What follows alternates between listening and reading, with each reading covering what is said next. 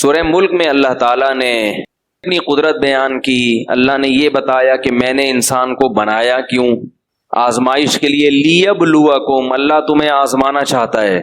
ایکم احسن عملا، کس کا عمل سب سے اچھا ہے. اب آزما کے اللہ چھوڑ نہیں دے گا.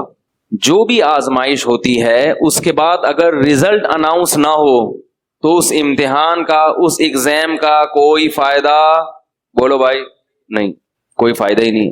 بس اللہ تعالیٰ دیکھنا چاہتے ہیں کون اچھا ہے کون برا ہے.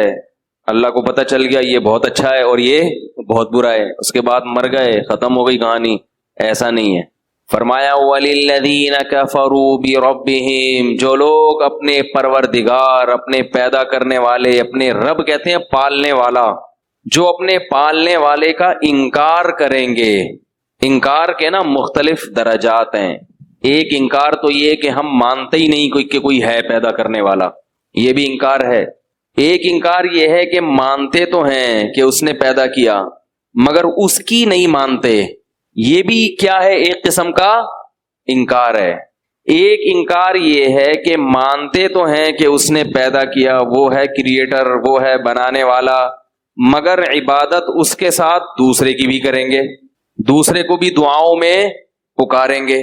میرے بیان پہ آج کل لوگوں کے کلپس بہت آ رہے ہیں، ایک طرف میری تصویر ہوتی ہے، ایک طرف کسی اور مولوی صاحب کی تصویر، میرا چھوٹا سا ٹکڑا لے کے. اور میرا کوئی بیان ہوا تھا کہ غیر اللہ کو پکارنا شرک ہے. اس پہ کسی کے نے کوئی کلپ چلا دیا، کلپ میں یہ چلایا کہ دیکھو جب سائنس اتنی ترقی کر سکتی ہے، اس کے پاس اتنے اختیارات ہیں، خلاؤں میں سیارے چھوڑ دیے سائنسدانوں نے اور یہ کر دیا اور وہ کر دیا، تو ہمارے نبی کے پاس کیوں نہیں ہوں گے اختیارات؟ کیا معاذ اللہ معاذ اللہ معاذ اللہ، نبی کی ویلیو معاذ اللہ کیا سائنسدانوں سے بھی کم ہے؟ تو یہ بڑی پیچیدہ بحث بنا دیتے ہیں لوگ اس کو. اللہ کے بندو، بار بار میں یہ کہتا ہوں کہ اسباب کے دائرے میں جو اختیارات آتے ہیں وہ مخلوق کے پاس بھی ہوتے ہیں اور ہو سکتے ہیں. سائنسدان جو خلا میں سیارے چھوڑتے ہیں وہ سیارہ چھوڑتے ہیں، لمبی لمبی وہ بھی نہیں چھوڑتے ٹھیک ہے. اور آپ کیا کر رہے ہیں؟ خلا میں سیارے نہیں چھوڑ رہے، آپ لمبی لمبی چھوڑ رہے ہیں. تو سیارے جو چھوڑے جاتے ہیں خلا میں، اس کی کوئی سائنٹیفک لاجک ہوتی ہے، اس میں ایندھن ہوتا ہے، اس میں لوہا ہوتا ہے، اس کو کیلکولیشن ہوتی ہے، اتنے کلومیٹر فی گھنٹہ کی رفتار سے جائے گا تو زمین کی حدود سے باہر نکلے گا، پھر ٹیمپریچر مینٹین کیا جاتا ہے. یہ اختیارات انسانوں کے پاس ہوتے ہیں، یہ اسباب کے تحت ہیں. شرک یہ ہے کہ جو چیز اسباب کے تحت نہیں ہے، اسباب کے دائرہ کار میں نہیں آتی، جس کی کوئی لاجک نہیں بنتی، اس قسم کے اختیارات کا مخلوق کو مالک سمجھا جائے. یہ پنکھا ہٹا دیں، یہ شور پیدا کر رہا ہے. اس قسم کے اختیارات کا مخلوق کو، بولو بھائی، بول لیا کرو، مالک سمجھا جائے. اس قسم کا ایک بھی اختیار اللہ نے مخلوق کو نہیں دیا. سارے اختیارات دے دینا تو دور کی بات، کوئی ایک اختیار بھی نہیں دیا کسی کو بھی، نہ کسی نبی کو، نہ کسی فرشتے کو، نہ کسی جن کو، کسی کو بھی نہیں دیا. لاجک کے تحت بہت ساری چیزیں ہو سکتی ہیں، بڑے بڑے حکیم ہیں، ایسے ایسے مرض کے علاج کر دیے انہوں نے، لیکن علاج کیا ہے، کوئی ایسا کام کیا، کوئی ایسی دوا ایجاد کی جو دوا جراثیم کو مارتی ہے جا کے. علاج کی دو قسمیں، علاج بالضد اور علاج بالمثل. بالضد یہ کہ اس کے جراثیم کو مارنے والے جراثیم داخل کی، بالمثل یہ کہ ویسے ہی اسی جیسے حفاظتی ٹیکوں میں وہی جراثیم داخل کر دیے جاتے ہیں تاکہ جسم میں فائٹ کی صلاحیت بڑھے. تو یہ سب چیزیں ایسی ہیں جن کی کوئی لاجک ہے. لاجک سے ہٹ کے کام یہ اللہ کے سوا کوئی بھی نہیں کرتا. لاجک سے ہٹ کے کیسے ہوتے ہیں کام، یہ مضمون کئی دفعہ پہلے بیان کر چکا ہوں. لیکن توحید ایک ایسی چیز ہے کہ اس پہ اگر 100 دفعہ بھی بیان ہو جائے تو وہ کم ہے، کیونکہ یہ ہمارے مذہب کے بنیادی عقیدوں میں سے ایک عقیدہ ہے. اگر آپ کو توحید سمجھ میں ہی نہیں آئے گی کہ توحید کہتے کس کو ہیں، تو ایمان کا پہلا اسٹیپ ہی گیا، پہلی سیڑھی پہ قدم ہی نہیں رکھا آپ نے. تو اللہ کے ساتھ عبادت میں کسی کو شریک کرنا، یہ کیا ہے؟ شرک. اب اس کا ایک علمی انداز ہے کہ عبادت کی 3 قسمیں، عبادت کی 4 قسمیں، صحیح ہے نا. میں اس انداز سے بیان نہیں کرتا کیونکہ عوام کی سمجھ سے وہ کیا ہے؟ بالا تر ہے. جو ہمارے مدارس میں جو سمجھانے کا انداز ہے، میں اس قسم پہ بات کرتا ہوں، اس شرک پہ جو مارکیٹ میں سب سے زیادہ چل رہا ہے. وہ چھوٹ جائے گا تو باقی خود بخود چھوٹ جائیں گے، چاہے درجنوں قسمیں ہوں. مارکیٹ میں جو شرک سب سے زیادہ اویلیبل ہے اس وقت، جو بہت سستا ہو گیا ہے، وہ ہے غیر اللہ کو پکار میں اللہ کے ساتھ شریک کرنا، دعا مانگنا غیر اللہ سے، غیر اللہ کو حاجات کے لیے پکارنا۔ غیر اللہ تو سمجھتے ہیں نا اللہ کے سوا جو بھی ہے وہ سب غیر میں داخل ہے، اللہ کے علاوہ جو کچھ ہے وہ کیا ہے؟ غیر اللہ، فرشتہ ہو، ولی ہو، نبی ہو، بزرگ ہو، کوئی بھی ہو، تو پکارنا۔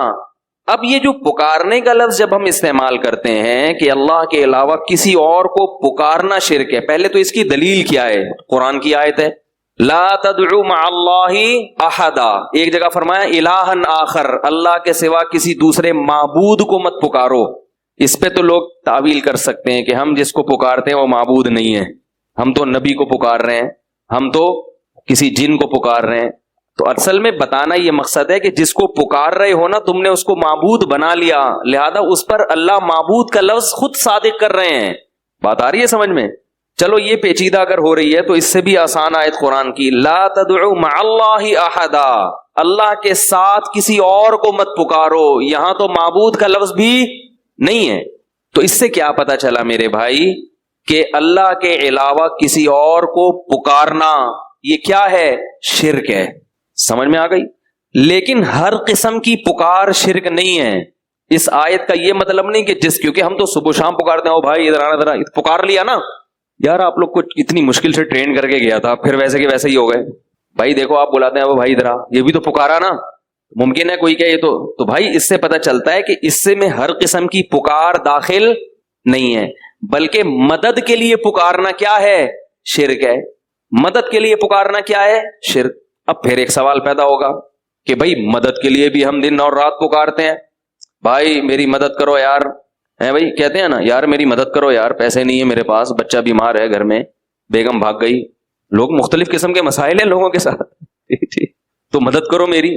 مجھے تو دن رات فون آتے ہیں لوگوں کے، یہ ہو گیا، یہ مدد، میں کہتا ہوں بھائی میں کیا کر سکتا ہوں یار۔ تو مدد کے لیے پکارنا یہ بہت اہم چیز ہے کہ کس قسم کی عمومی مدد کے لیے پکارنا شرک نہیں ہے۔ ایسا نہیں کہ جو بھی جس کو مدد کے لیے پکارے گا وہ کافر ہو جائے گا۔ ایسے تو ہم ہیلپ لائن کا مطلب ہی مدد، ہیلپ کا مطلب کیا ہے؟ مدد کریں، ہیلپ لائن پہ فون کریں آپ تو مدد ہی کے لیے وہ نمبر دیا گیا ہے۔ تو پتہ یہ چلا کہ بھائی ہر قسم کی پکار بھی شرک نہیں ہے اور ہر قسم کی مدد کے لیے پکارنا بھی شرک نہیں ہے۔ تو ایسی پکار، پھر کون سی پکار شرک ہے؟ تو جب بھی کوئی کہا کرے نا آپ سے کوئی بھی کہ غیر اللہ کو پکارنا شرک نہیں ہے، تو اس سے پوچھا کرو پھر کون سی پکار شرک ہے کون سی نہیں۔ قرآن کی آیت کا آپ ہمیں مطلب بتا دو تو ہم اپنا والا مطلب چھوڑ دیں گے، آپ کا والا مطلب لے لیں گے، لیکن نہ تو آپ اس آیت کا کوئی مطلب ہمیں بتاتے ہو اور نہ پھر اس مطلب کو مانتے ہو جو ہم بیان کر رہے ہیں، تو پھر اس آیت کا تو یہ تو لغو ہو گئی نا، اس کا تو کوئی مفہوم بنا ہی نہیں بھائی۔ کیا خیال ہے؟ وہ کہتے ہیں نا غیر اللہ کو پکارنا اگر شرک ہے تو تم بھی تو پکارتے ہو، تم بھی تو پکارتے ہو، تو آپ کہیں کہ آپ بتا دو پھر اس آیت کا صحیح مطلب کیا ہے، کون سی پکار شرک ہے اور کون سی پکار شرک نہیں ہے۔ ہم ایک مطلب بیان کر رہے ہیں جو قرآن و حدیث سے ثابت ہے، اگر آپ کو وہ سمجھ میں نہیں آتا تو پھر آپ بتا دیں، تو نہ آپ بتا رہے ہیں نہ ہمیں بتانے دے رہے ہیں۔ پھر اس آیت کی تو اس کا مطلب ہے 1400 سال میں کوئی تشریح ہوئی نہیں، یہ مطلب کیا ہوا پھر اس کا؟ تو آپ اگر نہیں بتاتے تو پھر ہم بتاتے ہیں۔ وہ یہ ہے کہ مدد کے لیے پکارنے کی دو قسمیں ہیں، ایک حرام اور ایک جائز، ایک شرک اور ایک شرک نہیں ہے، دو قسمیں۔ ایک مدد وہ ہوتی ہے جو کسی لاجک کے تحت آپ کی مدد کرے گا، جس کو آپ بلا رہے ہیں مدد کے لیے۔ جیسے میں آپ سے مدد مانگتا ہوں ڈوبتا ہوا، میں ڈوب رہا ہوں، اللہ نہ کرے سمندر میں ڈوب رہا ہوں، آپ ساحل پہ کھڑے ہیں، میں کہتا ہوں پلیز ہیلپ می، مدد کرو میری۔ کیا مطلب؟ فون کرو حکومت کو، جو غوطہ خور ہیں ان کو جا کے بتاؤ، ہیں بھائی، یہی ہوگا نا۔ تو یہ سب لاجک ہے نا اس کی، بھائی آپ چلیں گے، ٹانگیں استعمال کریں گے، فون کریں گے، فون کے بٹن گھمائیں گے تو لہریں، ریڈیائی لہریں استعمال ہوں گی، ٹھیک ہے نا، آپ کی آواز کو ریڈیائی لہروں میں چینج کرنے کا ایک انہوں نے مشین بنائی ہوئی ہے، نمبر ہیں، یہ سب چیزیں ایسی ہیں جو لاجک ہے اس کی، کوئی نہ کوئی وجہ ہے اس کی، خود بخود نہیں ہو رہی ہے۔ لیکن اگر میں سمندر کے اندر ڈوب رہا ہوں، مجھے پتا ہے کہ نہ کوئی کشتی پہنچ سکتی ہے، نہ ساحل تک میری آواز پہنچ سکتی ہے، کوئی بھی اس وقت کسی بھی لحاظ سے اسباب کی دنیا میں میری مدد نہیں کر سکتا، کیونکہ سمندر کے بیچ میں اکیلا ہوں، کشتی الٹ گئی ہے، نہ میرا موبائل کام کر رہا ہے یا موبائل پانی میں ڈوب گیا ہے۔ ایسے موقع پہ اگر میں کسی کو پکاروں گا تو اس پکار پہ لبیک کہنے کی کوئی سائنٹیفک لاجک، کوئی سائنسدان اس کو تسلیم نہیں کرے گا۔ کوئی سائنسدان یا کوئی عقل مند آدمی نہیں کہہ سکتا کہ بھائی اس وقت کوئی کہہ رہا نہ، کوئی اتنی دور تو انسان کی آواز نہیں پہنچ سکتی، ٹھیک ہے نا۔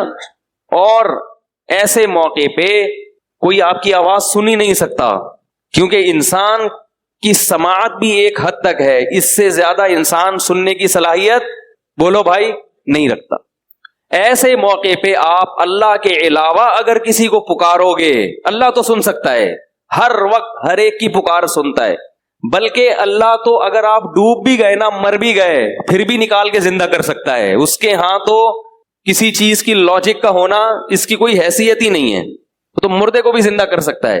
تو مردے کو جو زندہ کر سکتا ہے وہ تیرتے ہوئے کو بچا کیوں نہیں سکتا؟ وہ چاہے مچھلی کو حکم دے آپ کو اپنی پشت پہ بٹھا کے کنارے پہ لے آئے، اور چاہے تو کسی کو بھی حکم نہ دے، کن کہے اور آپ ہوا میں اڑتے ہوئے آئیں اور ساحل پہ گر جائیں۔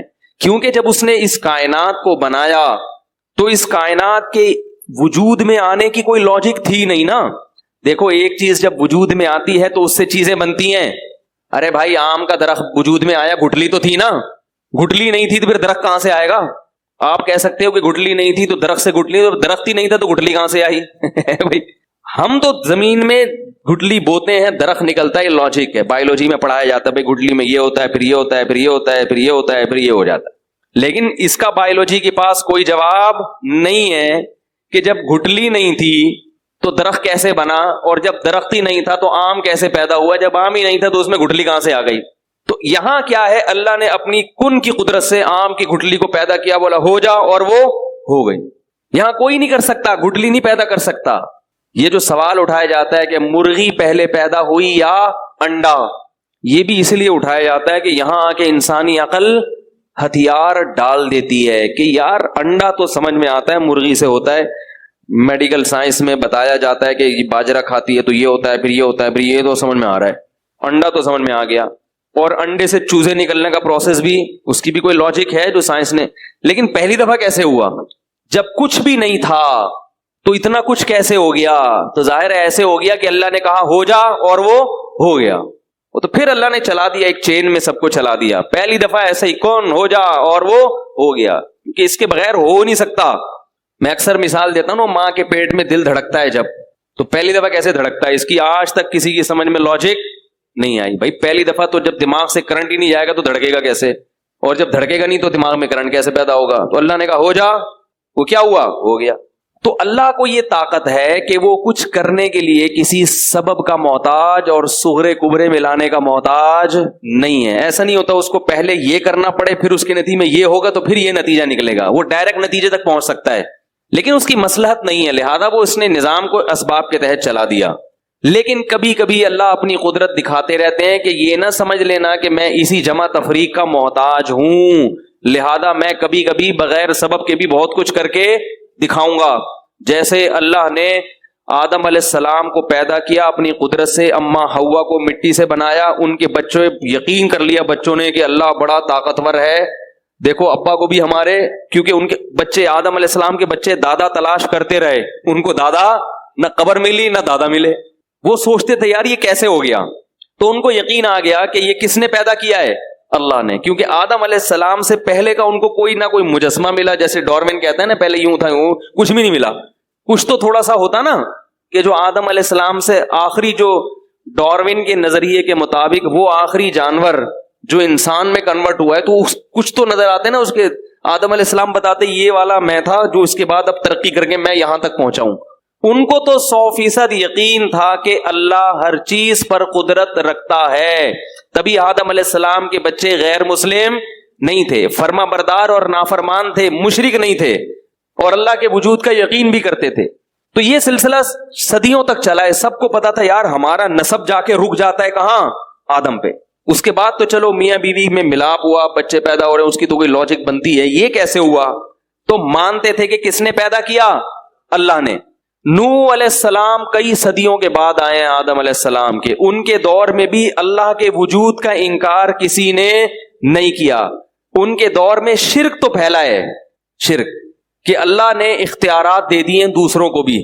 جیسے اللہ نے بغیر کسی لاجک کے بس مٹی سے پتلا بنایا آدم کا، اور ان کی پسلی سے اما ہوا کو نکالا، کن ہو جا، اور وہ ہو گئے.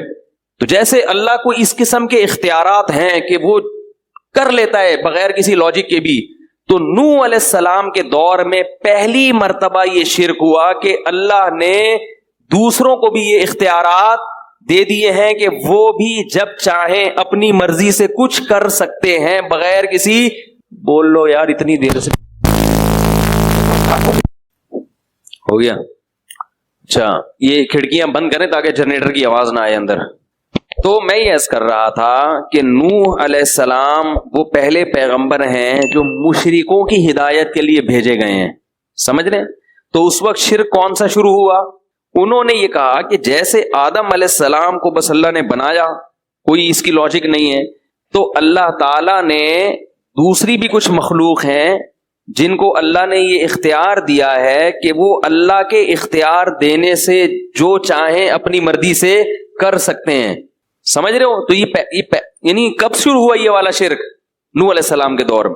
اور اس میں دو چیزیں بڑی عجیب تھیں. ایک یہ کہ انہوں نے یہ نہیں کہا کہ اللہ نے ان فلاں فلاں کو تمام اختیارات دے دیے ہیں، بلکہ اس والے کو اللہ نے بارش کا اختیار دیا، اس والے بت کو اللہ نے ود، سوا، یغوث، یعوق، نصر، یہ 5 بت تھے مشہور.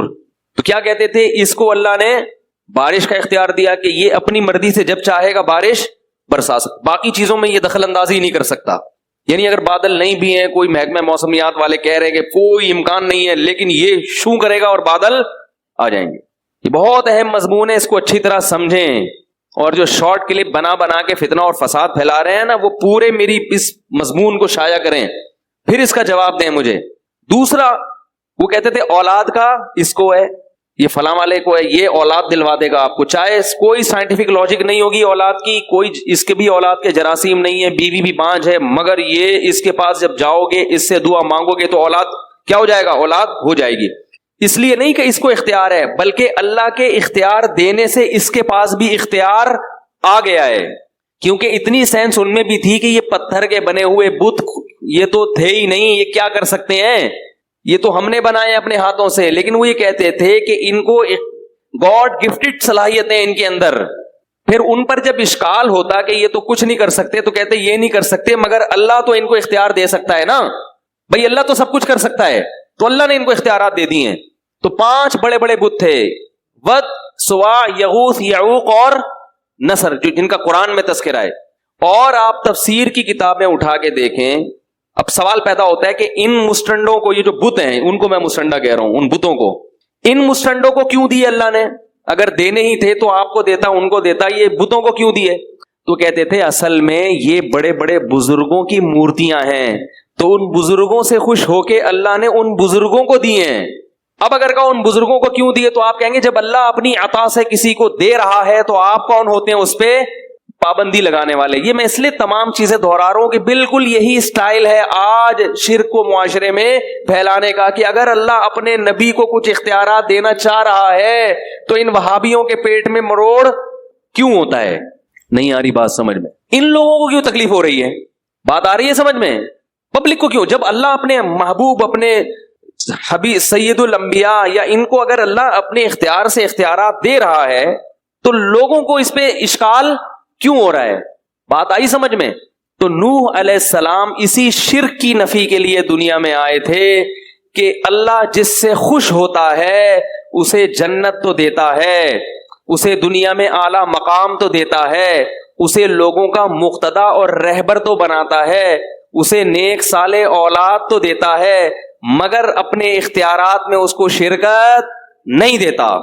یہی تو شرک ہے جس کی نفی الحمد سے لے کے والناس تک قرآن میں ہے کہ اللہ کسی کو ایسا پروٹوکول نہیں دیتا. اور اسی کو اللہ نے اپنے ساتھ الوہیت میں شرک قرار دیا، معبودیت میں، کہ مجھے میرے جیسا معبود کیوں تراش لیا تم نے، حالانکہ وہ مانتے تھے کہ یہ اللہ جیسے نہیں ہے. ہندو بھی ان بتوں کو ویسا بھگوان نہیں سمجھتے جیسا وہ آسمان پہ بیٹھے ہوئے خدا کو بھگوان کہتے ہیں، یہ ویسا نہیں ہے، لیکن اس نے ان کو کیا دیے ہوئے ہیں؟ اختیار دیے ہوئے ہیں. بات آ رہی ہے سمجھ میں؟ تو اللہ نے کسی کو بھی اسباب سے ہٹ کے کسی بھی قسم کا کوئی بھی اختیار، بولو بھائی، نہیں دیا. اسی شرک کی نفی کے لیے قرآن آیا ہے اور انبیاء آئے ہیں. تو نوح علیہ السلام کی قوم نے بزرگوں کے مرنے کے بعد ان کی مورتیاں بنا لی. بولا کہ چونکہ اللہ ان بزرگوں سے خوش تھا تو ان کی مورتیوں کے سامنے جھکو گے، ان سے مرادیں مانگو گے تو یہ اللہ کی عطا سے ہمیں دیں گے، خود نہیں دیں گے، اللہ کی عطا سے. اللہ نے ان کو اختیار دیا تو یہ ہمیں کیا دیں گے؟ اس اختیار سے ہمیں دیں گے. اب اس پر ایک اشکال ہوتا ہے کہ ہم تو دیکھتے ہیں کہ بزرگوں اور پیغمبروں کے ہاتھ پہ بہت سی ایسی چیزیں صادر ہوئی ہیں جس کی کوئی سائنٹیفک لاجک نہیں ہے. کلمہ پڑھا رہا ہوں آپ لوگوں کو، میں لا الہ الا اللہ کا مطلب بیان کر رہا ہوں. ہمارے ہاں عقیدے پہ اکثر بیان ہوتا ہی نہیں ہے. تو بہت سے لوگ کہتے ہیں کہ بھئی دیکھو اللہ نے اختیارات تو دی ہیں نا، موسیٰ علیہ السلام لاٹھی کو سانپ بنا دیتے تھے، اس کی کوئی لاجک ہے؟ ہمارے نبی صلی اللہ علیہ وسلم کے پاس مشرکین آئے، چاند کے 2 ٹکڑے کرو، آپ نے ایسے کیے اور 2 ٹکڑے کر دیے. کوئی لاجک ہے اس کی؟ اور پھر وہ چاند آپس میں جڑ بھی گئے. صحابہ پیاسے تھے، پانی میں آپ صلی اللہ علیہ وسلم نے ہاتھ ڈالا اور پانی ابلنا شروع ہو گیا. عیسیٰ علیہ السلام کہتے تھے مردے کو قوم باذن اللہ، اللہ کے حکم سے کھلو جا. پنجابی میں کیا کہتے ہیں؟ کھلو جا، ہیں کھلو جا. تو آپ کہیں گے کہ حضرت عیسیٰ نے پنجابی میں تھوڑی کہا تھا، تو اردو میں بھی تو نہیں کہا تھا نا. وہ تو جو بھی کروں گا میں تو ترجمہ ہی کروں گا نا. اور عربی میں بھی نہیں کہا تھا، جو قرآن نے کہا نا قوم باذن اللہ، تو عربی میں تھوڑی، ان کی تو عبرانی زبان تھی یا سریانی زبان تھی، اس میں کہا نا انہوں نے. تو کیا کہا؟ کھلو جا. یہ کھلو جا میں اس لیے کہہ رہا ہوں کہ پنجاب والے جب کسی کو آرڈر کرتے ہیں تو اسٹائل تھوڑا سا الگ سا ہوتا ہے، اس میں بندہ نہیں بھی کھڑا ہو رہا تو کھڑا ہو ہی جائے گا. تو اس لیے مردہ اگر نہیں بھی چاہتا تھا نا کھڑا ہونا، وہ عیسیٰ علیہ السلام کا حکم سن کے کیا ہو جاتا تھا؟ کھڑا ہو جاتا. کیونکہ آپ بولو نا اٹھیے، اردو میں آپ کیا بولیں گے؟ اٹھیے، وہ نہیں اٹھے گا. اردو میں بڑی شائستگی ہے، آئیے جائیے، تبھی اردو میں کوئی کام ہوتا ہی نہیں ہے. ایک صاحب تھے، وہ ٹرک اڈا نہیں ہے، ٹرک اڈا، ٹرک اسٹینڈ جو ماڑی پور میں، وہاں انہوں نے آفس کھولا. اردو اسپیکنگ تھے، وہ آفس کھولا انہوں نے. میں ان کے پاس گیا تو وہ عجیب اسٹائل سے لوگوں سے بات کر رہے ہیں، ملازمین سے. تو میں نے کہا یار یہ کون سا اسٹائل ہے؟ کہہ رہے ہیں یار ان سے تمیز سے بات کرو تو کام، ان سے بولو نا یہ ڈبے اٹھا کے ٹرک پہ رکھ دیجئے، ٹرک لوڈ کرنا ہے، مال پنجاب جا رہا ہے، رکھیے. کوئی بھی ہلتا نہیں، ان کو ٹھڈے مار مار کے. تو اللہ نے ہمارے ملک میں ہمیں مختلف قسم کی زبانیں دی ہیں، جب جس زبان سے کام اٹھانا ہو آپ وہ کام اٹھاؤ. تو جو شرافت سے نہ آ رہا ہو، شر اور آفت کا بولو کھڑے ہو جائیے، نہیں ہو رہا کھلو جا، ایک دم کھڑا ہوگا وہ.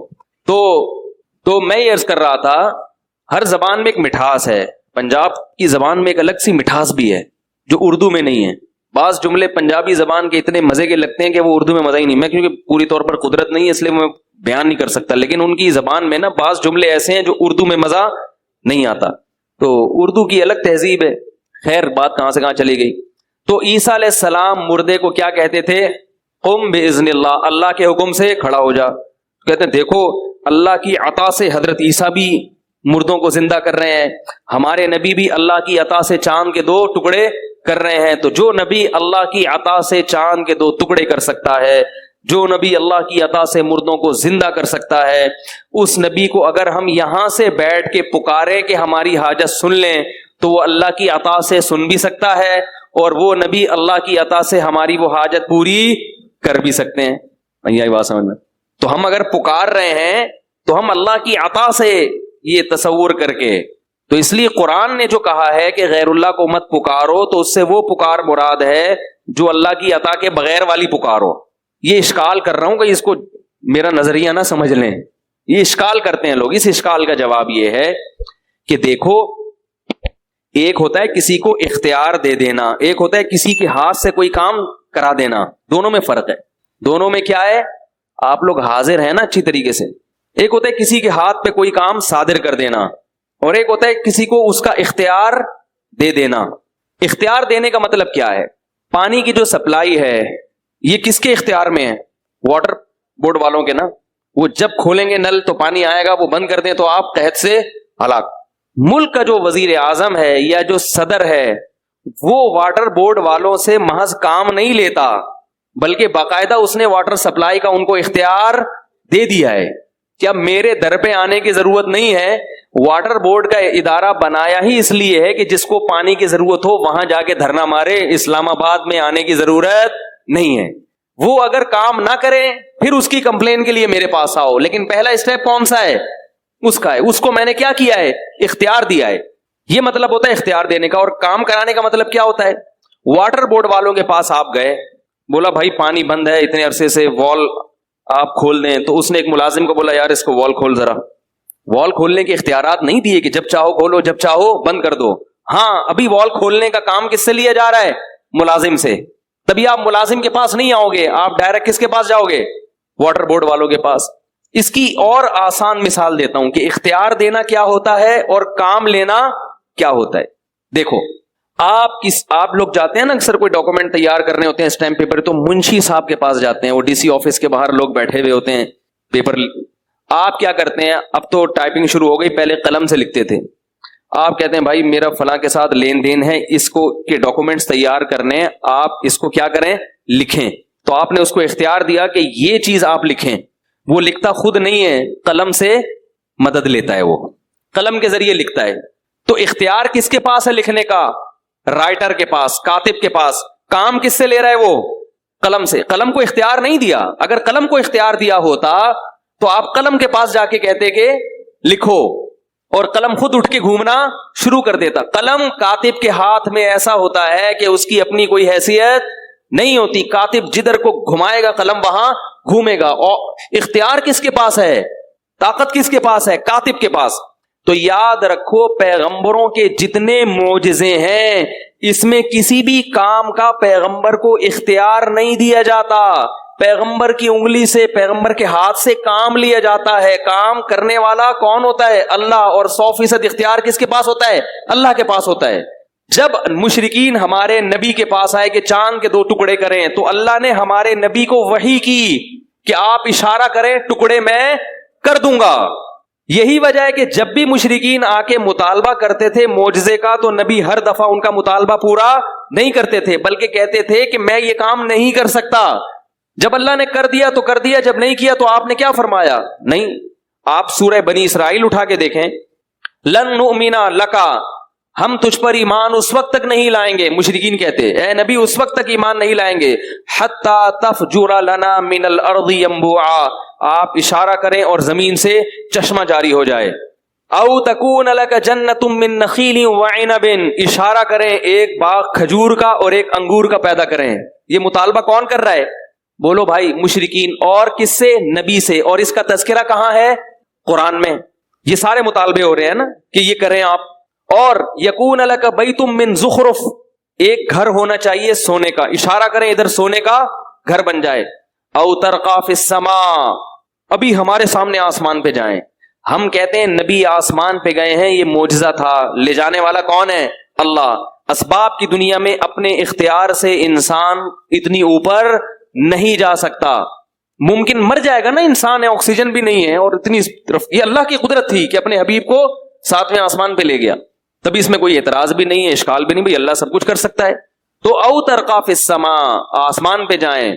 لن نؤمن لرقیک حتی تنزل علینا کتابا نقرأ, اور ہم جانے پر یقین نہیں کریں گے جب تک ہمارے سامنے آسمان سے قرآن لے کر نہ آئے. ہم اس کو پڑھیں گے پھر پتہ چلے گا کہ یہ واقعی, ہمیں تو نہ جبریل نظر آتے ہیں آسمان سے جو لے کر آ رہے ہیں, یہ تو سب چیزیں آپ دیکھ رہے ہیں. ان تمام چیزوں کا نبی نے جواب کیا دیا قرآن میں. نبی یہ بھی کہہ سکتے تھے کہ بھائی اللہ نے مجھے اختیارات دیے ہوئے ہیں, لیکن میں تمہارے بیجا مطالبوں پہ اپنے اختیارات کو استعمال نہیں کروں گا. میں جب چاہوں گا تو معجزہ دکھاؤں گا, جب چاہوں گا معجزہ نہیں دکھاؤں گا. اختیارات تو ہیں اللہ کی عطا سے, میں سب کچھ کر سکتا ہوں, لیکن میں کر نہیں رہا. یہ نہیں فرمایا. فرمایا سبحان ربی, قل اے نبی ان سے کہہ دیجیے سبحان ربی, میرا رب ہر عیب سے پاک ہے. عجز والا جو عیب ہے نا, کچھ نہ کر سکنے کا عیب, اس عیب سے کون پاک ہے؟ میرا رب پاک ہے. ہل کنتو الا بشرن, نہیں ہوں میں مگر ایک انسان, رسولا, اللہ کا بھیجا ہوا پیغمبر. تو انسان تو یہ کام نہیں کر سکتا. انسان کو اسباب سے ہٹ کے اختیارات نہیں ہوتے, انسان کی صلاحیتیں محدود ہوتی ہیں. اتنی کلیئر کٹ بات قرآن میں آنے کے بعد بھی حیرانگی اس پر ہوتی ہے, اس امت میں شرک کیسے پھیل گیا بھائی. یہ تو قرآن کے ترجمہ پڑھ لو تو سمجھ میں آ جائے گا. پتہ یہ چلا کہ اللہ نے اپنے نبی کو اس قسم کے اختیارات بولو بھائی نہیں دیے تھے. ہاں جب اللہ وحی کرتے کہ آپ یہ کام کریں, ہم آپ کے ہاتھ پہ یہ معجزہ دکھا دیں گے, تو اللہ تو جس کو چاہے دکھا سکتا ہے. جس کے ہاتھ پہ, وہ بزرگوں کے ہاتھ پہ کرامتیں بھی ظاہر کر سکتا ہے اور انبیاء کے ہاتھ پہ معجزے بھی ظاہر کر سکتا ہے. یہی وجہ ہے کہ حضرت موسیٰ علیہ السلام لاٹھی کو سانپ بنانا نہیں جانتے اور نہ ان کو اللہ نے اختیار دیا. اگر اختیار دیا ہوتا تو ہر دفعہ اللہ سے پوچھتے نہیں کہ اب کیا کرنا ہے. پہلی دفعہ جب اللہ نے حضرت موسیٰ کے ہاتھ میں لاٹھی پکڑائی, بلکہ پہلے سے لاٹھی تھی, اللہ نے پوچھا یہ کیا, فرمایا پھینکو زمین پہ. جب زمین پہ پھینکا وہ سانپ بن کے دوڑنے لگی. اگر خود سانپ بنائی ہوتی تو موسیٰ علیہ السلام اسے دیکھ کے خوفزدہ ہوتے. قرآن کہہ رہا ہے ایسا بھاگے ہیں حضرت موسیٰ, ولم یعقب, پیچھے مڑ کے, بولو بھائی, نہیں دیکھا. پھر اللہ کہہ رہے خذھا, اے موسیٰ اس سانپ کو پکڑ لے. اگر موسیٰ علیہ السلام کو سانپ کو دوبارہ لاٹھی بنانے کا اختیار ہوتا تو حضرت موسیٰ خود پکڑتے اور کیا بنا دیتے اس کو. کہتے جیسے میں نے لاٹھی کو سانپ بنایا, میں اللہ کی عطا سے اس سانپ کو لاٹھی بھی بنا سکتا ہوں. اللہ نے بتایا کہ یہ جب میں چاہوں گا اسی وقت ہوگا, آپ کے سوچنے سے, آپ کے ارادے سے نہیں ہوگا, کیونکہ اختیار میرے پاس ہے, آپ کے پاس نہیں ہے. واٹر پمپ والوں کے پاس ہم جاتے ہیں نا تو وہ کہتے ہیں اختیار ہمارے پاس ہے, ہم جب چاہیں گے نل کھلوائیں گے, جب چاہیں گے نل نہیں, لہٰذا ہمارے پاس آؤ, ان کے پاس مت جاؤ. تو اب کیا ہے, موسیٰ علیہ السلام کو اللہ نے کہا یہ لاٹھی کیا بنے گی دوبارہ, خذھا, اے موسیٰ اس کو پکڑ لے, سنعیدھا سیرتھا الاولی, ہم وعدہ کرتے ہیں عن قریب, سا کا مطلب یہ وعدے کے لیے آتا ہے, عن قریب ہم یہ کریں گے, اس کو واپس لاٹھی بنا دیں گے. پھر موسیٰ علیہ السلام نے پکڑا, اچھا اللہ اب اطمینان ہو گیا. اگر حضرت موسیٰ کے پاس اختیارات ہوتے تو جب آگے دریا ہے, ٹھاٹھیں مارتی ہوئی موجیں ہیں, اور پیچھے کون ہے, فرعون, بنی اسرائیل نے کیا کہا, انا لمدرکون, مر گئے, پکڑے گئے ہیں بھائی, اب تو فرعون آئے گا. اور موسیٰ علیہ السلام کہہ سکتے تھے میرے پاس تو لاٹھی ہے, اللہ نے مجھے اختیار دیا, جب چاہوں گا سمندر کے 2 ٹکڑے کر کے درمیان سے نکل جاؤں گا. حضرت موسیٰ نے فرمایا ان معی ربی, میرے ساتھ رب ہے, کچھ نہ کچھ کرے گا وہ مدد, مجھے نہیں پتا کیا کرے گا لیکن کرے گا ضرور. تو اللہ نے کیا کہا اس لاٹھی کو, اے موسیٰ اضرب بعصاک, اپنی لاٹھی مار کہاں پر, البحر, سمندر پہ. فکان کل فرق کالطود العظیم, دونوں طرف کی موجوں کو پہاڑوں کی شکل میں روک دوں گا میں. تبھی ہر بات سے پہلے حضرت موسیٰ پوچھ رہے کیا کرنا ہے, کیا کرنا ہے. تو مردوں کو زندہ کرنے سے پہلے بھی حضرت عیسیٰ علیہ السلام کو اللہ بتاتے تھے کہ بولو کھڑے ہو جاؤ, مردہ اللہ کے حکم سے کیا ہو جائے گا, کھڑا ہو جائے گا. مردہ زندہ کرنے کے اختیارات آپ کے پاس نہیں ہیں, آپ کے ہاتھ پہ مردے زندہ کروں گا, اختیار اپنے پاس رکھوں گا, آپ کو اختیار نہیں دوں گا. اب بھی کلیئر نہیں ہو رہی بات تو میرے بھائی پھر تو کیسے سمجھائیں یار, کیسے سمجھائیں.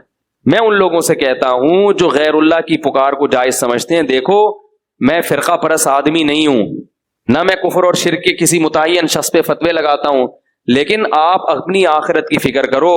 ابراہیم علیہ السلام نے اپنی قوم کو سمجھایا کہ شرک چھوڑ دو, قوم نہیں مانی. ابراہیم علیہ السلام نے کہا انما اتخذتم من دون اللہ اوثانا مودۃ بینکم فی الحیات الدنیا, تمہارے آپس میں ریلیشن اچھے ہیں, اس ریلیشن کی وجہ سے میری بات کا انکار کر رہے ہو, لیکن یہی تعلقات قیامت کے دن تمہارے نقصان کا سبب بنیں گے, ایک دوسرے کے دشمن بن کے ایک دوسرے کے گریبان پکڑو گے. اس لیے میں اللہ کا واسطہ دے کے ان لوگوں سے کہتا ہوں جو یہ کہتے ہیں کہ اللہ نے اپنے نبی کو بھی اختیارات دی, ہم نبی سے بھی مانگ سکتے ہیں, بزرگوں سے بھی مانگ سکتے ہیں, مزاروں پہ بھی سجدے کر سکتے ہیں, تو یاد رکھو کہ اگر آپ اپنی اس روش سے باز نہیں آئے, اور تو یہ بھی کیا ہے, یہ آپس کے مسلک پرستی, پیر پرستی. میرے دامت برکاتہم نے کہہ دیا ایسا نہ ہو کہ جیسے ابراہیم علیہ السلام اپنی قوم کو ڈرا رہے تھے, تو وہ ڈر وہ تنبیہ ہمارے لیے بھی ہے کہ یہی تعلقات قیامت کے دن ایک دوسرے کے لیے عذاب بن جائیں گے. اللہ شرک کے معاملے میں بہت غیرت رکھتا ہے, وہ کہتا ہے نہ میں نے کسی کو اختیار دیا, لم یتخذ ولیا من الذل, نہ کسی کو کمزوری کی وجہ سے میں نے اپنا ولی بنایا, نہ وزیر بنایا. وزیر ہوتا ہے نا کہ کچھ کام آپ کریں گے, کچھ اختیارات اس کے پاس ہیں, کسی کو نہیں. بلکہ اللہ نے کہا قرآن میں مثالیں دی ہیں, ضرب لکم مثلا من انفسکم, اللہ فرماتے ہیں ابھی بھی سمجھ میں نہیں آیا تو میں تمہیں ایک مثال دیتا ہوں تمہاری ہی. هل لکم مما ملکت ایمانکم من شرکاء فیما رزقناکم, کہ تمہارے جو غلام ہوتے ہیں کیا تم ان غلاموں کو اپنے ساتھ شریک کرتے ہو اپنی پراپرٹی میں. فرمائے کہ جب پراپرٹی جو کم درجے کی چیز ہے اور تمہارے غلام بھی کم درجے کے ہیں. تمہارا اپنے غلاموں سے اتنا اوپر رتبہ نہیں ہے جتنا میرا مخلوق سے اوپر کا مقام ہے. غلام بھی تمہاری طرح کا انسان ہے, تم اس کو شریک نہیں کرتے اپنی پراپرٹی میں, تو میں اپنے اختیارات میں اپنی مخلوق کو کیسے شریک کروں گا؟ جبکہ مخلوق کا جو مقام ہے, دیکھو ہمارا جو غلام سے رشتہ ہوتا ہے تو غلام بھی انسان, ہم بھی کیا ہیں؟ انسان. تو اتنا کم درجے کا نہیں ہوتا ہم سے, لیکن مخلوق تمام کی تمام اس کا تو اللہ سے کوئی اس لحاظ سے رشتہ, جو یعنی جنس کے لحاظ سے تو کوئی رشتہ بنتا ہی نہیں ہے نا. وہ مخلوق ہے, وہ خالق ہے. اولاد اور باپ کا رشتہ نہیں ہے, بھائی بہن کا رشتہ نہیں ہے. فرمایا انتم الفقراء الی اللہ, سب کے سب فقیر و محتاج ہو میرے, کسی کو میں نے کسی بھی اختیار میں شرکت نہیں دی ہے, سب اپنے پاس رکھا ہے.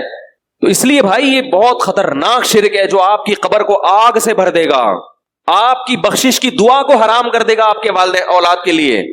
اولاد کو اجازت نہیں ہوگی کہ آپ کے لیے بخشش کی دعا مانگیں. اب بات سمجھ میں آئی کہ معجزہ الگ چیز ہے, اختیار دینا الگ چیز ہے. بالکل اس کی مثال ایسے ہے, بارش اللہ برساتا ہے, برسانے کا کام کس سے لیتا ہے؟ فرشتوں سے. کہتے ہیں بارش برسانے کا فرشتہ یہ فلاں, تو کام اللہ کسی سے بھی لے سکتا ہے, فرشتوں سے بھی, پیغمبروں سے بھی, اولیاء اللہ سے بھی, مگر اختیار کس کے پاس ہے؟ تبھی ہم بارش کی دعا, بارش کے لیے فرشتوں کو نہیں پکارتے, اسی طرح میرے بھائی بارش کے لیے پیغمبروں کو بھی نہیں پکارتے. فرشتے نے حضرت مریم کو اولاد عطا کی, قرآن میں آتا ہے, سمجھو اس کو اچھی طرح. جبریل آئے حضرت مریم کے پاس, مریم نے پوچھا کون ہو؟ فرمایا فرشتہ ہوں, انسان نہیں ہوں. کیوں آئے ہو؟ لِأَهَبَ لَكِ غُلَامًا زَكِيًّا, بیٹا دینے کے لیے آیا ہوں. تو کیا اللہ نے جبریل کو اختیار دے دیا کہ اولاد دیں؟ نہیں اختیار دیا. اللہ بیٹا دے رہے ہیں, ہوں کس کی استعمال ہو رہی ہے؟ بولو بھائی, جبریل کی. یہی وجہ ہے کہ جب بھی اولاد مانگی جاتی ہے کبھی بھی کسی فرشتے سے یا جبریل سے, بولو نا, نہیں مانگی جاتی. تو اگر آپ یہ دلائل دیتے ہو کہ اللہ کے نبی نے چاند کے 2 ٹکڑے کیے اور یہ کیا, یہ معجزہ دکھایا, تو ہم اللہ کے نبی سے مانگتے ہیں, تو پھر اولاد کس سے مانگنی چاہیے؟ جبریل سے. وہ تو قرآن میں آتا ہے کہ انہوں نے حضرت مریم کو بغیر باپ کے اولاد دی. تو جو بغیر شوہر کے اب کسی عورت کو اولاد دے سکتے ہیں تو میاں بیوی کو کیوں نہیں دے سکتے؟ پھر وہ یہاں تو شوہر بھی ہے اور بیوی بھی ہے اور دونوں صحت مند ہیں, پھر جبریل سے کیوں نہیں مانگتے؟ اسی لیے نہیں مانگتے, ہمیں پتا ہے کہ حضرت مریم کے اولاد کا ہو جانا جبریل کی قدرت کی دلیل نہیں ہے, یہ اللہ کی قدرت کی دلیل ہے. اور اس سے یہ بھی پتا چلا کہ یہ جو نسبت ہے کہ میں تمہیں اولاد دے رہا ہوں, یہ نسبت حقیقی نہیں ہے, مجازی ہے. بعض دفعہ کسی کے ہاتھ پہ جب کوئی کام ہوتا ہے تو نسبت اس شخص کی طرف کر دی جاتی ہے, کیونکہ بعض لوگ یہ بھی دلیل دیتے ہیں کہ دیکھو نبی نے کہا کہ میں یہ کرتا ہوں, میں یہ کرتا ہوں. حضرت عیسیٰ نے کہا ابریح الاکمہ, میں کوڑ کے مریضوں کو اور مادرزاد نابیناؤں کو میں شفا دیتا ہوں. تو اس سے پتہ چلتا ہے کہ حضرت عیسیٰ دے رہے ہیں نا, تو اللہ نے اختیار دیا, تبھی تو حضرت عیسیٰ کہہ رہے ہیں میں یہ کام کر رہا ہوں. اس کا جواب سمجھیں کہ بعض دفعہ ایسے ہوتا ہے, اس کو کہتے ہیں نسبت مجازی. دیکھو زبان میں نا مجاز بہت چلتا ہے. میں اس کے ایک مثال دیتا ہوں کہ آپ کیا کہتے ہیں میری گاڑی پنچر ہو گئی, حالانکہ گاڑی نہیں, گاڑی کا ٹائر پنچر, لیکن نسبت آپ نے گاڑی کی طرف کر دی سہولت کے لیے. آپ کہتے ہو یار اس دعوت میں فلاں بندہ 3 ڈشیں کھا گیا, حالانکہ ڈش کوئی کھا سکتا ہے, ڈش کے اندر جو چاول تھے وہ کھائے ہوتے ہیں, لیکن نسبت کس کی طرف کر دی؟ تو لغت میں, زبان میں, انگریزی ہو, اردو ہو, عربی ہو, سب میں یہ چلتا ہے کہ کرنی کسی اور کی طرف نسبت چاہیے تھی, اس کو مجاز کہتے ہیں. آپ کسی کو شیر کہتے ہیں تو مجازہ نہیں ہے, حقیقت نہیں ہے, مجاز لے کے لگ رہا ہے دیکھنے میں شیر. حرکتیں کیسی ہیں؟ شیر جیسی. حرکتیں کتے جیسی ہوں تو لوگ پیار سے ایسے آدمی کو کیا کہتے ہیں؟ بولو نا, کتا کہتے ہیں, نفرت سے. اب دیکھو نفرت سے کہتے ہیں, مگر میں نے اس کے لیے لفظ کیا استعمال کیا؟ پیار سے. یہ بھی مجاز ہے کہ آپ بالکل اس کے اپوزٹ لفظ استعمال کرتے ہیں اس کو کلام میں چاشنی پیدا کرنے کے لیے, ورنہ کسی کو پیار سے کتا نہیں کہا جاتا. پیار سے کتا, دیکھو 2 آدمی بہت لڑ رہے ہو نا اور ہمیشہ ایک دوسرے کے خلاف نفرت ہو تو مجازن کہہ دیے جاتے ہیں یار ان دونوں کی تو محبت ہی کبھی ختم نہیں ہوتی, پتہ نہیں کچھ کیوں اتنی محبت کر رہے ہیں, مقصد کیا ہوتا ہے, نفرت کیوں کر رہے ہیں. تو مجاز میں اپوزٹ چیزیں چلتی ہیں. دیکھو قرآن میں آتا ہے, قرآن میں اللہ تعالیٰ کا ارشاد ہے کہ حلال و حرام کرنے کا اختیار صرف کس کے پاس ہے؟ اللہ. نبی نے ایک مرتبہ قسم کھا کے شہد کو اپنے اوپر حرام کر لیا کہ میں شہد نہیں کھاؤں گا. قرآن نے کہا لما تحرم ما حل اللہ لک, اللہ نے جس چیز کو حلال کر دیا آپ اسے حرام کیوں کر رہے ہو؟ کیا مطلب؟ یہ آپشن، یہ اختیار کس کے پاس ہے؟ آپشن تو نہیں کہیں گے اس کو، آپشن تو دو چیزوں کا ہے. یہ کس کے، یہ طاقت کس کے پاس ہے؟ نبی اللہ کے حلال کو بیان کرتے ہیں، خود سے نبی حلال نہیں کرتے، نہ کسی چیز کو حرام کر سکتے ہیں نہ حلال، یہ سب اللہ کے پاس ہے. تبھی اللہ کے نبی نے اپنے اوپر ایک چیز کو حرام کیا، اللہ نے کہا آپ نے کیسے حرام کر لیا، لہذا اس قسم کو توڑیں، کفارہ ادا کریں. لیکن ایک جگہ قرآن میں آتا ہے عیسیٰ علیہ السلام نے کہا وَلِأُحِلَّ لَكُمْ بَعْضَ الَّذِي حُرِّمَ عَلَيْكُمْ. عیسیٰ علیہ السلام بنی اسرائیل کے پاس آئے اور کہا میں اس لیے آیا ہوں کہ چند چیزیں جو تم پر حرام کر دی گئی تھیں اللہ ہی کی طرف سے، میں ان کو حلال کرنے آیا ہوں. ایک طرف قرآن کہہ رہا ہے کہ آپ کوئی حلال و حرام نہیں کر سکتا، ایک طرف عیسیٰ ابن مریم کہہ رہے ہیں کہ میں کیا کرنے آیا ہوں، حلال. تو اصل میں یہ بھی نسبت کیا ہے؟ مجازی، کیونکہ کریں گے اللہ ہی حلال، اس حلت کو بیان حضرت عیسیٰ کریں گے، اس لیے حضرت عیسیٰ نے مجازن اپنی طرف اس کی نسبت کر دی. تو مجازن نسبت اس طرح قرآن میں بھی ہوئی ہے، جیسے وہ سلیمان علیہ السلام کا تخت اٹھا کے لائے ایک بزرگ. سلیمان علیہ السلام نے کہا کہ ایکم یاتینی بعرشہا قبل ان یاتونی مسلمین، کون ہے ملکہ سبا کا تخت اٹھا کے لائے گا؟ جننے کا میں لاؤں گا، مجلس برخاست ہونے سے پہلے میں حاضر کروں گا. قرآن کہہ رہے جو ایک تھے جن کے پاس کتاب یعنی زبور کا علم تھا، انہوں نے کہا میں پلک جھپکنے سے پہلے لاؤں گا، اور کہا اور تخت حاضر. تو یہ کام کسی انسان کے بس میں نہیں ہے. یہ اختیارات اگر اللہ نے ان بزرگ کو دیے تھے تو پہلے اللہ سلیمان علیہ السلام کو دیتا نا یہ اختیارات جو نبی تھے. تبھی تو کہنے کون لائے گا بھائی. پتہ یہ چلا کہ لایا کون ہے؟ اللہ ہے. اللہ نے ان بزرگ کے ہاتھ پہ کرامت ظاہر کر دی، لیکن بزرگ نے نسبت اپنی طرف کر دی کیونکہ ان کو الہام ہوا کہ اللہ آپ کے ہاتھ پہ یہ کام دکھا دے گا. تو انہوں نے کہا میں لے کر آؤں گا، حالانکہ وہ نہیں لا رہے ہیں. جو یوں کر سکتا ہو وہ تو دنیا کا نظام ہی اس کے ہاتھ میں آ جائے گا بھائی. تبھی میں کہتا ہوں نا، یہ روحانی علاج والے کہتے ہیں نا سنگ دل محبوب آپ کے قدموں میں، اس کو بولو پٹھان ہوٹل سے پیسوں کے بغیر 2 پراٹھے اٹھا کے لا، تو کہاں سے لائے گا قدموں میں؟ 2 پراٹھے تو دور کی بات، 1 پراٹھا، کیونکہ 2 سے پیٹ صحیح طرح بھرتا ہے اس لیے میں 2 کی مثال دیتا ہوں. اٹھا کے لے آ تو 1 پراٹھا نہیں لا سکتے بھائی. یہ میری اور آپ جیسے، میں تو نہیں الحمدللہ یہ آپ جیسے کچھ معذرت کے ساتھ جو بیان نہیں سن رہے کچھ بیوقوف لوگ ہیں جن کی وجہ سے ان کی دکانیں چل رہی ہیں، ورنہ یہ تو بغیر پیسوں کے پراٹھا نہیں اٹھا سکتے. پیسوں کے ساتھ بھی لائن میں لگنا پڑتا ہے پراٹھا اٹھانے کے لیے. چلو پیسے دے کے یوں اٹھا لیں یہ بھی نہیں ہو سکتا، تو جو پراٹھا نہیں اٹھا سکتا وہ آپ کی محبوبہ کو آپ کے قدموں میں کہاں سے ڈال سکتا ہے.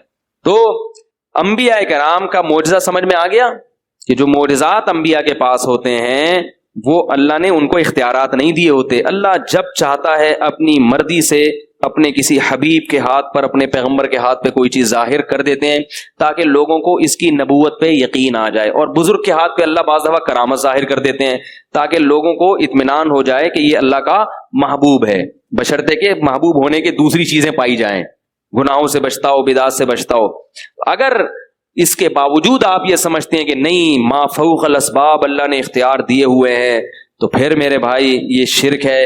اور قرآن میں جگہ جگہ اس کی نفی ہے کہ میں نے کسی کو بھی اختیارات نہیں دی. اب میں آخری سوال کر کے اپنی بات کو ختم کرتا ہوں. یہ سوال میں پہلے بھی کئی دفعہ دہرا چکا ہوں کہ بھئی جو یہ مانتے ہیں کہ نہیں اللہ نے اپنے پیغمبروں کو اختیار دیے ہوئے ہیں اور وہ جب چاہیں اللہ کی عطا سے حاجت پوری کرتے ہیں، تو پھر میں ایک سوال اکثر دہراتا ہوں کہ اللہ نے کیا تمام اختیارات دے دیے ہیں یا بعض اختیارات دیے ہیں؟ اگر اللہ نے تمام چیزوں کے اختیارات دے دیے ہیں تو پھر ہم کب اللہ کو مانگیں، اللہ سے مانگیں، اور کب اللہ کے نبی سے مانگیں؟ جب سارے ہی دے دیے، بھائی وزیر اعظم اگر مکمل اختیار دے دیتا ہے کسی کو بھی تو پھر وہ وزیر اعظم کے پاس جانے کی ضرورت کیا ہے؟ صحیح ہے نا؟ پھر تو جب اس کو دے تو وہ بھی دوسرا گویا وزیر اعظم ہی بن گیا وہ تو اگر سب اختیارات دیے ہیں تو پھر ہم کون سی چیز میں اللہ کو پکاریں اور کون سی چیز میں نبی کو؟ یا ساری زندگی اگر نبی ہی کو پکارتے رہیں اللہ کو نہ پکاریں تو یہ کوئی برا کام ہوگا یا اچھا کام ہوگا؟ اس کا جواب دیں. دوسری بات یہ کہ اگر سارے اختیارات نہیں دیے، کچھ چیزوں کے دیے ہیں، تو وہ کچھ چیزیں معلوم ہیں یا مجہول ہیں؟ یعنی وہ کچھ چیزیں ایسی ہیں جو ہمیں پتہ ہے کہ کون کون سی چیزیں ہیں یا ہمیں پتہ نہیں ہے. تو اگر پتہ نہیں ہے تو جب پتہ ہی نہیں تو اختیار دینے کا فائدہ کیا؟ آپ کو جب پتہ ہی نہ ہو کہ وزیر اعظم نے کون کون سے ڈپارٹمنٹ کس کے حوالے کیا ہے تو حوالے کرنے کا فائدہ ہوگا؟ کیا ہو گیا بھائی؟ جب پتہ ہی نہیں کہ کون سی چیز دی ہے، نبی کو کون سی چیزوں کا اختیار دیا ہے، تو جب پتہ ہی نہیں ہے تو ہم مانگیں گے کیسے؟ اور اگر پتہ ہے کہ نہیں ان چیزوں کا اختیار دیا ہے تو ان چیزوں کی لسٹ یوٹیوب پہ شائع ہونی چاہیے، اخبار میں آنی چاہیے، کتابوں میں چھپنی چاہیے کہ بھئی اللہ نے تمام چیزوں کے اختیارات نہیں دیے بلکہ بعض چیزوں کے دیے، وہ بعض یہ ہیں، اولاد کا ہے، بارش کا نہیں ہے، رزق کا ہے مگر فلاں چیز کا نہیں ہے. اس طرح سے آپ ایک لسٹ شائع کریں. تو میں نے یہ اعلان پہلے بھی گھمایا تھا لیکن لوگ پتہ نہیں بری بری گالیاں دینا شروع کر دیتے ہیں الٹی سیدھی. یوٹیوب پہ اپنے خلاف کمنٹس پڑھو نا, آدمی حیران ہوتا ہے یار, ہم ادھر لوگ جھک جھک کے مصافحہ کر رہے ہیں اور ادھر ماشاءاللہ ایک عجیب حساب بنا ہوا ہے. تو اس لیے اپنے ایمان کی حفاظت کرو, ان باتوں کو سنجیدگی سے لو. صرف اور صرف تمام اختیارات کس کے پاس ہیں؟ اللہ. ہاں میں بزرگوں پہ شرک کے فتوے نہیں لگاتا. اگر کسی بزرگ نے کہا کہ اللہ نے فلاں نے کشتی پار لگا دی, فلاں نے یہ کر دی, تو تعویل کر لینی چاہیے. بھائی انہوں نے بھی مجازن نسبت کر دی ہوگی. جیسے میں یہ کہہ دوں کہ حضرت عیسیٰ نے مردے کو زندہ کر دیا, تو یہ حضرت عیسیٰ کی طرف جو میں نے نسبت کی ہے, یہ نسبت کیا ہے؟ مجازن. صحیح ہے نا؟ جیسے لوگ کہتے ہیں نا مفتیوں نے فلاں چیز کو حلال کر دیا ہے, لوگ فتویٰ دیتے ہیں نا, ابے مفتی نے فتویٰ دیا, اس کی بیوی کو طلاق ہوئی تھی, انہوں نے اس کو حلال کر دیا. تو ایسے آدمی پہ بھی شرک کا فتویٰ لگنا چاہیے, لیکن ہم نہیں لگاتے, اس لیے کہ ہم یہ کہتے ہیں کہ حلال تو یعنی اس کی تحقیق یہ ہے کہ یہ اس کے لیے کیا ہے؟ حلال ہے. تو مفتی کی رائے یہ ہوتی ہے کہ اللہ کی نظر میں حلال ہے, مگر مفتی اس کو بیان کر رہا ہے تو لوگ نسبت کر دیتے ہیں مفتی صاحب کی طرف, انہوں نے حلال کر کے دیا. یہ سمجھ رہے ہو؟ تو یہ تعویل جو ہے نا, تعویل شرک کے معاملے میں, کسی پہ کفر کا فتویٰ لگانے کے معاملے میں علماء نے ایک اصول بیان کیا ہے کہ 99 مطلب نکلتے ہوں کسی بات کے, 99 مطلب سے وہ کافر نکل رہا ہو, اور ایک اس کے بعد کی ایسی تعویل ممکن ہو جس سے اس پہ کفر کا فتویٰ نہ لگ رہا ہو, تو اس ایک تعویل کو لیا جائے گا, اور 99 باتوں کو یعنی حتی الامکان کوشش کی گئی ہے کہ کفر اور شرک کا فتویٰ لگانے میں انتہائی احتیاط سے کام لیا جائے. تو بڑے بڑے بزرگ گزرے جنہوں نے مجازن نسبت کر دی کہ فلاں نے کشتی پار کر دی, فلاں نے یہ کر دیا, تو وہ نسبتیں مجازی ہوتی ہیں. ہاں جو آدمی کھلے عام شرک کا پرچار کر رہا ہو اور وہ کہے کہ میں مانتا ہوں یہ مجازی نہیں ہے, وہ خود اپنی بات کی تعویل کرنے کے لیے تیار نہ ہو, تو پھر اس کی تعویل نہیں کی جائے گی. بعض لوگ ایسے بھی ہیں جو کہتے ہیں نہیں بھائی ہم مانتے ہیں کہ ان کو اللہ نے اختیار دیا, یہ جب چاہیں بیٹھے بیٹھے کر سکتے ہیں, ان کو پورا مکمل اختیار دیا, تو پھر اس کی تعویل, بھائی پھر تعویل کرو گے تو پھر اس آیت کا مطلب ہی نہیں نکلے گا نا کوئی کے. جیسے وہ ہمارے اسکول میں قادیانی پڑھا کرتے تھے ہمارے ساتھ, ایک قادیانی تھا, تو وہ بار بار کہتا تھا کہ یہ ہم مرزا غلام احمد کو نبی نہیں مانتے, امام مانتے ہیں. تو میں حیران ہوتا تھا یہ علماء قادیانی کو کافر کیوں کہتے ہیں. تو بڑی بحث ہوتی تھی اس سے, وہ پتہ چلا اپنا عقیدہ چھپاتے ہیں. بعد میں اس کمبخت نے ظاہر کیا کہ نہیں ہم نبی مانتے ہیں. جب ایک آدمی صاف طور پہ کہہ دے کہ میں نبی مان رہا ہوں, پھر اس کا تو کوئی مطلب دوسرا نکلتا نہیں ہے. جب نکلتا نہیں ہے تو پھر خام خواہ میں اس کو